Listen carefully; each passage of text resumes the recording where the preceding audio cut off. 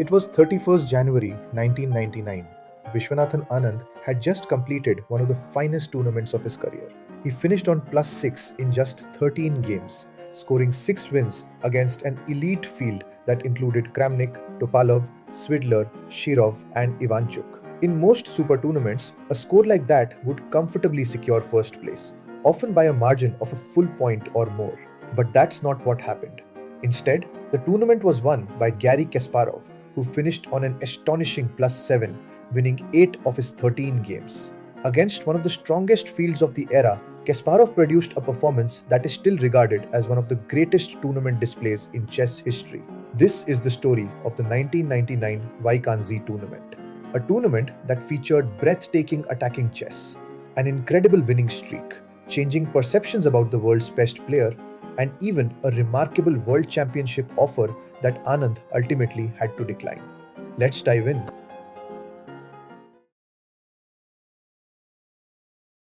Coming into 1999, Viswanathan Anand was arguably in the best form of his career. The previous year, he had come agonizingly close to becoming FIDE world champion against Anatoly Karpov.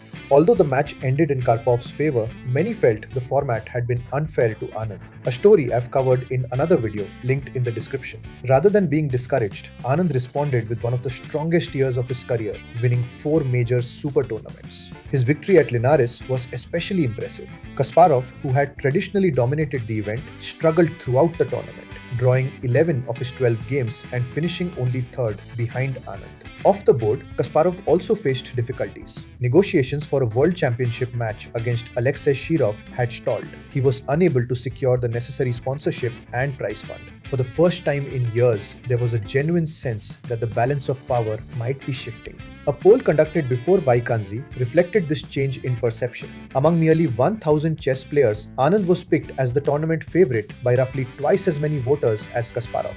The stage was set.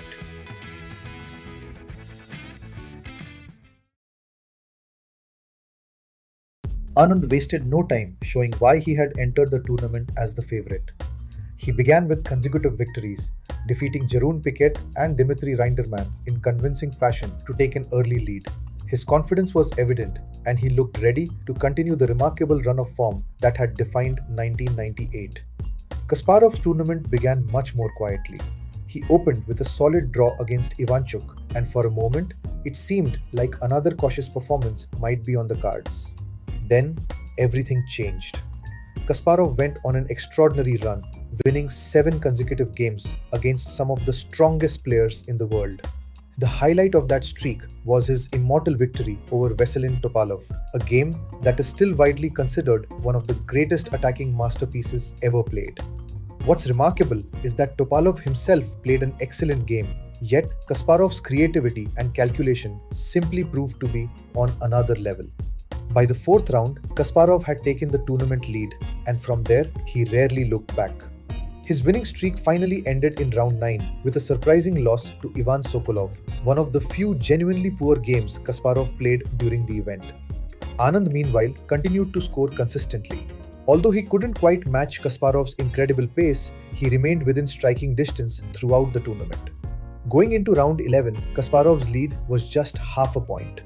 In round 12, he defeated Peter Svidler in another brilliant attacking game. Kasparov later remarked that he actually considered this victory even better than his famous win over Topalov.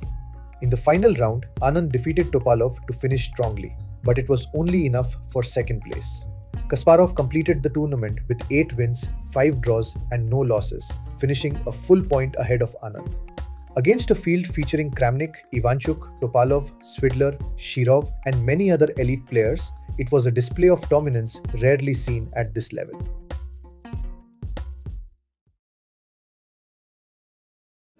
Kasparov later described this tournament as the best tournament performance of his career. One reason, he explained, was his use of chess engines during preparation. Computer analysis allowed him to explore entirely new ideas and positions, and he adapted to this new era of preparation faster than almost anyone else. Following the tournament, Kasparov made an unexpected proposal. Since the planned World Championship match against Alexei Shirov had run into financial difficulties, Kasparov offered Anand the chance to play him instead for a prize fund of $3 million, believing Anand was now the strongest challenger available. Anand, however, was already committed to FIDE events and contractual obligations, so he declined the offer. A year later, Anand would become FIDE world champion in the year 2000. Kasparov, meanwhile, remained the world's highest rated player and one of the dominant forces in chess until his retirement in 2005. Wijk aan Zee 1999 remains one of the defining tournaments of Kasparov's career, a performance so extraordinary that even an Anand playing some of the best chess of his life had to settle for second place.